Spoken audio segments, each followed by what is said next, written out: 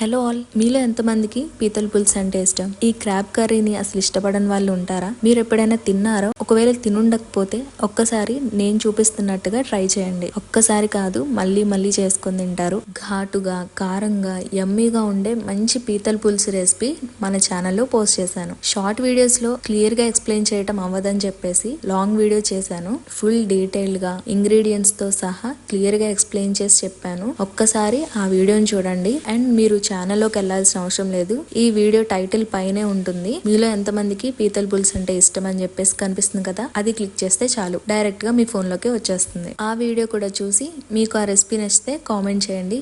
మీరు ఎలా చేస్తారో అనేది కూడా తప్పకుండా కామెంట్ సెక్షన్ లో నాతో షేర్ చేసుకోండి. మరి వీడియో నచ్చితే లైక్ చేయడం మాత్రం అస్సలు మర్చిపోవద్దు. ఈ క్రాబ్ కర్రీని కరెక్ట్ గా వండాలి కానీ ఈ భూమి మీదే ఇంత యమ్మియెస్ట్ రెసిపీ ఇంకెక్కడ ఉండదనిపిస్తుంది. సబ్స్క్రైబ్ చేయమని అడగలేదని చేయకుండా ఉండొద్దు. Please subscribe.